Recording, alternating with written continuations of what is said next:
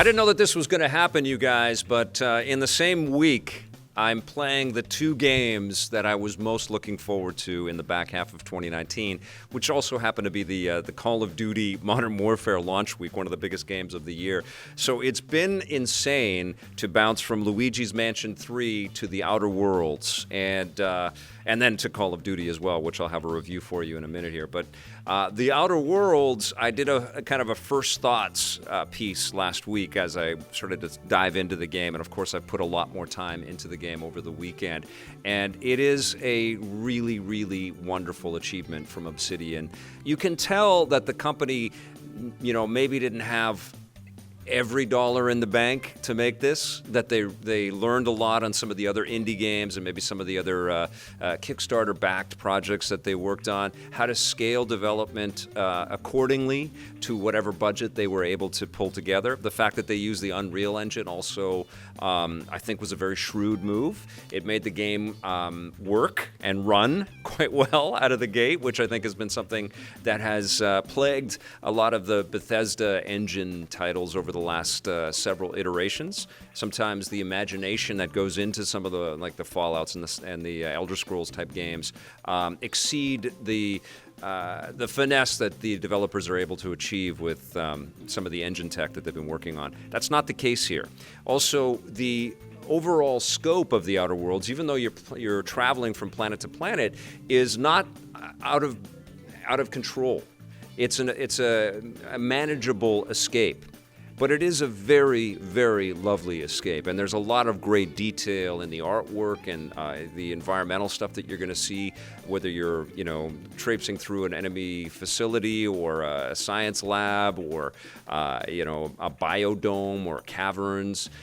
There's some really nice sort of environmental stuff in there, but there's also an incredibly cool steampunk 50s comic book, Bioshockian kind of vibe to some of the the advertisements that you might see or the robots that you might encounter.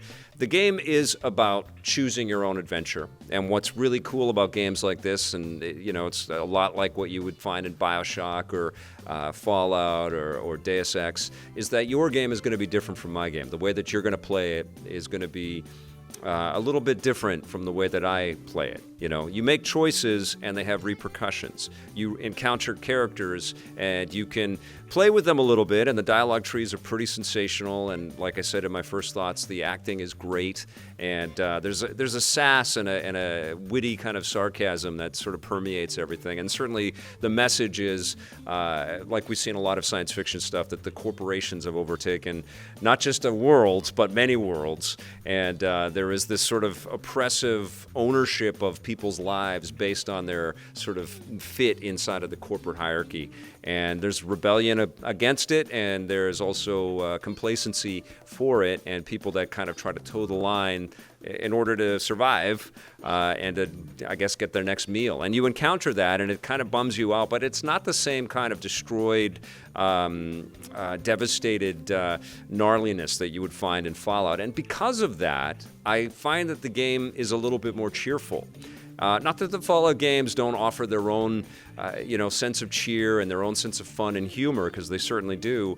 And there's an elegance to the Fallout universe, which incidentally was created, the original Fallout universe, by two of the lead people on this game. That came from the Black Isle days at Interplay, which is great. One of them was Leonard Boyarsky, who I interviewed at E3, and they're really, really intelligent craftspeople, and they really, try to sort of navigate through the line of being too cynical and too hip and too cool, and also instilling in hope.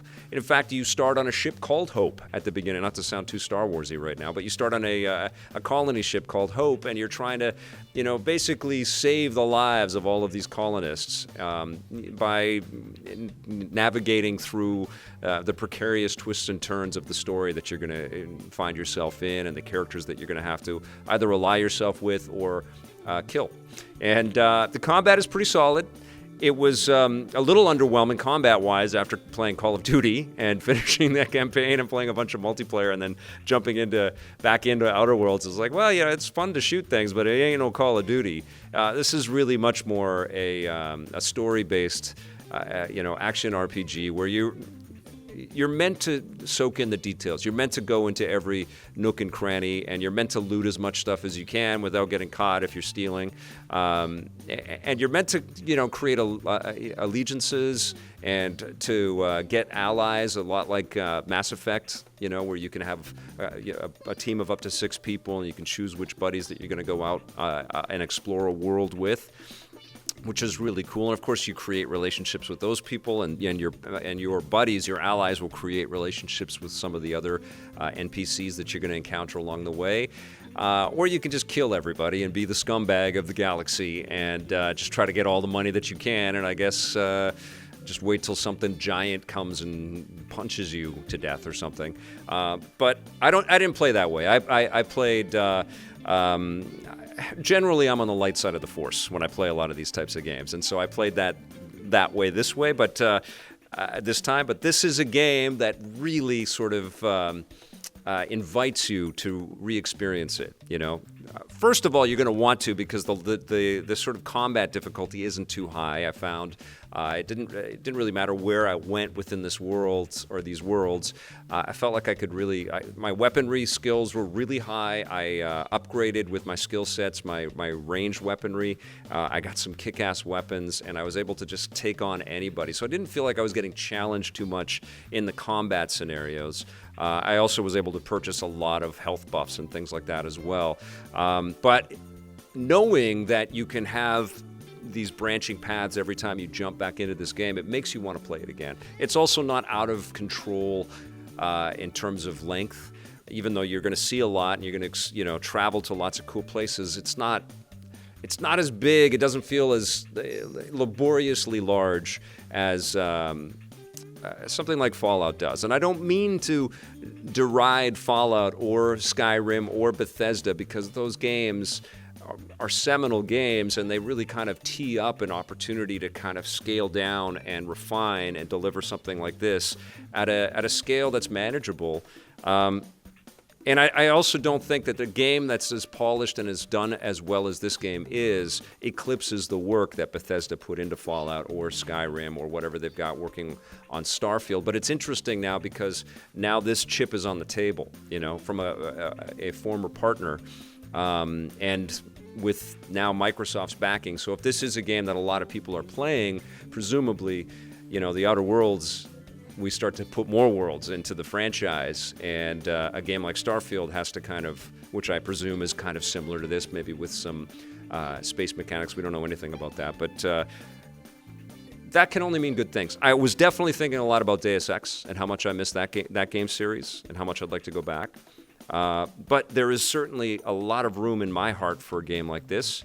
Know that it's not just an action experience. Know that you're going to be reading a lot. You're going to be hacking into terminals. You're going to be wading through conversation. It's as much as of a Voight Kampf kind of experience. The machine from Blade Runner, where you're asked a whole bunch of weird questions that take you in all. It's as much of a simulator of that kind of experience as it is a my plasma sword will slice through you type of experience. It's great, and it's definitely one of the best games of the year, and all of my hopes for it are warranted. I'm going to give The Outer Worlds a 9 out of 10.